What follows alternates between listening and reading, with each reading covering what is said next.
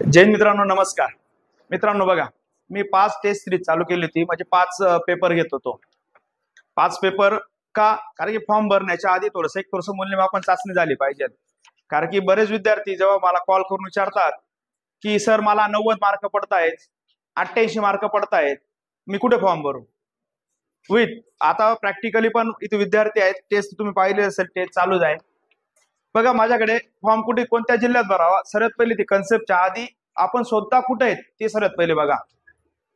माझ्याकडे बऱ्यापैकी चांगले विद्यार्थी जे मागच्या वेळेस वेटिंग पर्यंत पोहोचलेले आहेत असे पण विद्यार्थी आहेत. त्या विद्यार्थ्यांनी पण टेस्ट दिलेली आहे आणि असे पण एकदम नवीन विद्यार्थी आहेत त्यांनी पण टेस्ट दिलेले आहेत. तर टॉपर इथं तर बघ दादा, एक विद्यार्थी होता, त्याचा स्कोर पहिल्या पेपरला 83 होता, नंतर 78, 56, 71 4 पेपर दिलेले आहेत.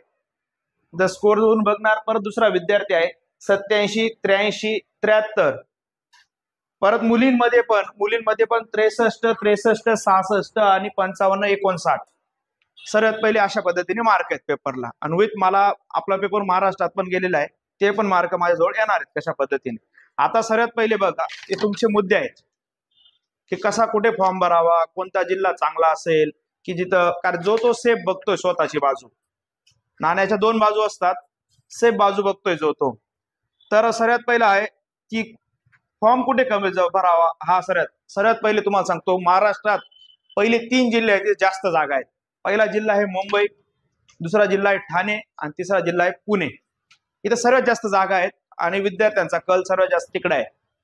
होईल सर्वात पहिले. आता इथे एक सर्वात मुद्दा आहे की मागील आता जागा बघा, फॉर्म भरताना काय विचार करावा लागेल, तुम्ही पण ऐका मित्रांनो, लक्ष द्या. फॉर्म भरताना काय विचार करावा लागेल, कारण की अनुभव बोलतोय. तुम्ही जिथेही फॉर्म भरणार, जागा जास्त बघून कोण फॉर्म भरू शकतो आणि कोण नाही भरू शकत. तर मागील कट ऑफ जो बी फॉर्म भरायचा असेल, तुम्ही ज्याही जिल्ह्याला उतरताय त्या जिल्ह्याचा मागील कट ऑफ बघा. आयएमपी मागील कट ऑफ बघा. विथ त्याचं 3 ते 4 वर्ष मागे अनालिसिसला जा.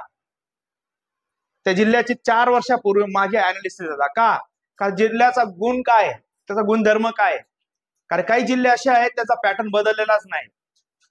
फॉर एक्झाम्पल म्हटलं तर ठाणे, तो आधीपासून जीके वरती काम करतोय आणि अजून पण जीके वरच काम करतोय. मग या 5 पेपर मध्ये विद्यार्थ्यांचं तुम्ही अनालिसिस घेणारच आहे. विथ माझ्याकडे आहेत त्यांचं, तर मला कळालंच आहे कुठल्या कोणत्या पद्धतीत कशा पद्धतीने मार्क येत आहेत. विथ हा एक मुद्दा आयएमपी तुम्ही. त्याच्यानंतर तुमची आता सध्या पेपरची तयारी कशी आहे, तोही तुम्हाला फॉर्म भरण्यात खूप मोठा रोल निभावणार आहे की सध्या पेपरची तयारी कशी आहे.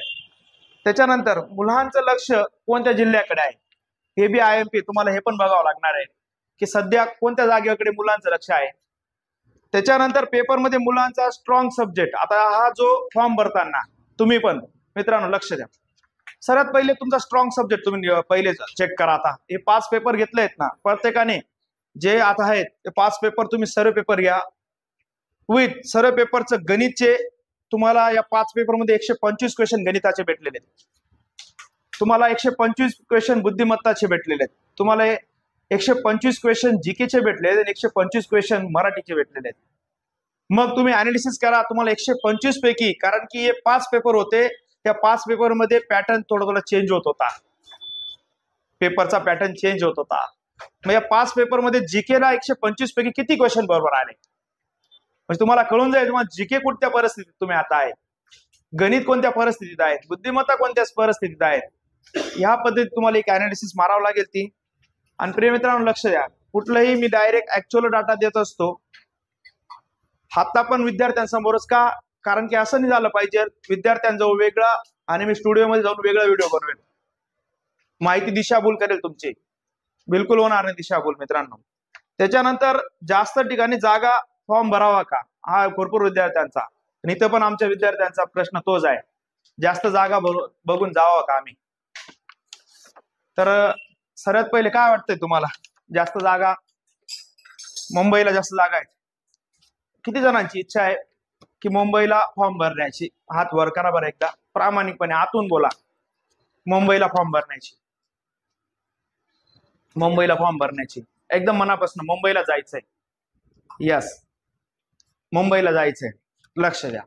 त्यातनं त्यात आता इथं सर्वात पहिले मोठा, अजून सर्वात शेवटी एक मुद्दा निघतो बाहेर, रिस्क घेणार का? एवढं सर्व अनालिसिस करून एक मुद्दा निघतोय, रिस्क घेणार का? रिस्क घेणार का तुम्ही? रिस्क अशी गोष्ट आहे, तुम्ही लक पिक्चर पाहिला असेल, इथं पण तोच मॅटर करणार आहे. जर रिस्क घेतली तर तुला सांगतो असा एखादा जिल्हा येणार आहे तर खूप कमी मिनिट मध्ये सुद्धा काम होऊन जाणार आहे. आणि विथ महिलांना सांगतो, महिलांना शब्द रेकॉर्ड करून ठेवायचं, लाईव्ह बोलतोय. काही जिल्हे असे जातील ना 100 सुद्धा 3 अंकी सुद्धा मेरिट क्रॉस होणार नाही, 3 अंकी सुद्धा मेरिट लागणार नाही, 2 अंकी मेरिट लागेल. पण तुम्हाला रिस्क घ्यावा लागेल त्यासाठी, रिस्क. कारण की काही जिल्हे असे जागा कमी आहेत. मी अनालिसिस केली, मी कमीत कमी 2 दिवसापासून तीच अनालिसिस करतोय. जिल्ह्यांना जागा दिसत आहेत पण जेव्हा कॅटेगरीने डिवाइड केलं गेलं ना तर डायरेक्ट जागा 2-2, 4-4, 5-5, 10-10 जागा येऊन जाते. डायरेक्ट जागा दिसतो जिल्ह्याला, मोठी जागा दिसते, पण जेव्हा कॅटेगरीने जर डिवायडेशन मारलं ना जागाच उरत नाही. हे मी 2 दिवसापासून अनालिसिस करतोय. तर प्रिय मित्रांनो, अशा पद्धतीने जर आता माझं एकच म्हणणं आहे, जो माझा परिवार आहे जो आता ऑनलाईनचा, तुम्ही सर्वांनी प्रत्येकाने आता सांगतो, उद्या SRPF चा फॉर्म टाकायचा आहे तुम्हाला, SRPF चा फॉर्म टाकायचा आहे तुम्हाला. यस, कारण की आता साईट जाम व्हायला लागलेली आहे. कालच मी जाऊन सायबर कॅफेवर दिवसा साईट डाऊन व्हायला लागली, म्हणजे की रात्री चालते थोडीशी, म्हणजे आताच. जेव्हाही 20 तारखेनंतर खूप मोठा येणारे विद्यार्थ्यांचा अन्वित, तुम्ही आता SRPF किंवा जेल पोलीसचा तो फॉर्म भरा. कारण की जेल पोलीसचे पण कमी ठिकाणी त्या जागा आहेत. विथ जेल पोलीसला कुठं जास्त जात आहेत विद्यार्थी ते बी सांगतो. जेल पोलीसला जर मराठवाडा तिकडचा पट्टा जर म्हटला तो औरंगाबाद संभाजीनगरला जातोय, तो मुंबईला आपला इकडचा पट्टा जातोय. मुंबईला जेल पोलीसला कालपर्यंत काहीतरी 4,000 फॉर्म होते. विथ आजच सकाळी आता दुपारी एका मित्राला जाणं विद्यार्थ्याने त्याने फॉर्म भरलाय, काहीतरी 6 का 7,000चा आकडा गेलाय मुंबईला जेल पोलीसला. विथ SRPF ला पण भरपूर काही आहे. धुळे SRPF चा गट आहे, मुंबईला आहे, पुण्याला आहे. तर तुम्ही तिथं पण आता व्यवस्थित अभ्यास करा का कशा पद्धतीने तुम्ही ते फॉर्म टाका, जेणेकरून तुमचे कॉल येत आहेत. उद्या जे मी तुम्हाला बोललो 15 नंतर कुठे फॉर्म भरायचा आहे, तर अशा पद्धतीने आहे.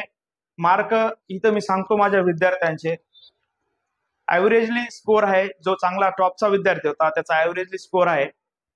जर त्याचा 83 डायरेक्ट 56 जर किंवा 82 डायरेक्ट इथे, त्याचा ऍव्हरेज स्कोर फक्त 65 ते 70च्या दरम्यान आहे पेपर टेस्टला. कारण की सुरुवातीला पेपर सोपे होते तर चांगला स्कोर आलाय. 2च पेपर मी, आणि विथ पेपर अवघड नव्हता, अजून मी सांगून देतो, पेपर अवघड नव्हता तरी तुमचा स्कोर डगमगतोय, म्हणजे तुम्ही व्हायबल आहे, तुमचं माइंड स्थिर नाहीये. तुम्ही पहिलेच पेपर सर्वात पहिले अजून तुमचे एक आहे पेपर आल्यावर तुम्ही डायरेक्ट पेज चेक करतात, तिथं तुमचा अजून येणारा मार्क पण जातोय. म्हणून प्रिय मित्रांनो, जे पण कोणी असतील महाराष्ट्रात, अजून तुम्ही टेस्ट घ्या, ते 5 टेस्ट द्या आणि अनालिसिस करा. आणि उद्या 2 फॉर्म टाकायचे, सीपीला थांबून घ्या. अजून मी तुम्हाला सीपीचा चांगला अभ्यास करून कोणत्या जागेवर काय रिस्क घ्यायची, कुठे घ्यायची व्यवस्थित सांगेल. आता तर माझ्या विद्यार्थ्यांचे स्कोर येऊन गेलेले आहेत, त्यांना पण उद्या मी फॉर्म भरायला सांगणार आहे, जे जेल पोलीस असू द्या किंवा SRPF असू द्या. म्हणून तुम्ही पण अजून काही डाऊट असतील तर कमेंट बॉक्स मध्ये टाका, द्या, कमेंट करा की सर हे डाऊट आहेत क्लिअर करा. विथ लक्ष द्या, काय फॉलो बी करू नको लागलेस तर तुला वाटतं व्ह्यूज कमवण्यासाठी करत असेल तर काही संबंध नाही भाऊ. सत्य माहिती दिल्यावरती भरपूर भेटतात, व्ह्यूज पण भेटतात आणि सबस्क्रायबर फॉलोअर्स पण भेटतात. पण मला एकच होतं की आज मी माझ्या विद्यार्थ्यांसमोर बोलतोय की मागे नाही, ते माझ्या समोर बसलेले आहेत. म्हणून ज्या पद्धतीत तुला मी सांगतो त्या 5 टेस्ट सोडव आणि व्यवस्थित कसं पैकी अनालिसिस कर आणि योग्य जिल्हा निवड. कारण की असं बी होऊ शकतो 96-98 मार्कावाला पण विद्यार्थी घरी बसू शकतो आणि 72, 74, 75 वाला पण पोलीस होऊ शकतो. अशी परिस्थिती या वर्षी आहे 2024 ची. विथ ईमेल आयडी चुकू नको, इतके विद्यार्थ्यांचे कॉल येत आहेत. ईमेल आयडी चुकवतोय, मेलच येत नाही आणि डबल फॉर्म आणि ईमेल आयडी वगैरे क्रिएट करतोय तर ऑलरेडी रजिस्ट्रेशन असं नाव सांगतोय. म्हणून तुम्ही फॉर्म भरताना जाताना व्यवस्थित ईमेल आयडी चेक करा, मगच फॉर्म भरा. कारण की अजून साईटला आलेलं नाही. आणि ते मराठा समाजाचं ECBCचं ते अजून झालेलं नाहीये, ते पण लवकर झालं पाहिजे. कारण त्या विद्यार्थ्यांचं जर लेट झालं नुकसान होईल. म्हणून प्रिय मित्रांनो, त्याच्यावर माहिती उद्या सायबर कॅफेवर परत जाईल. एकाच ठिकाणी 8-10 सायबर कॅफे आहेत, तिथे एकदम ऍक्च्युअल माहिती भेटेल. महिला आरक्षणचं बी उद्या बोलणार आहे कशा पद्धतीने काय आहे. मग अजून काही डाऊट असतील तर कमेंट करा. मित्रांनो टेन्शन घेऊ नका, नक्कीच तुम्हाला सत्य माहिती पुरवेल. आणि काही डाऊट असतील तर कमेंट करा, परत सांगतो. भेटू पुढच्या व्हिडिओ मित्रांनो. जय हिंद.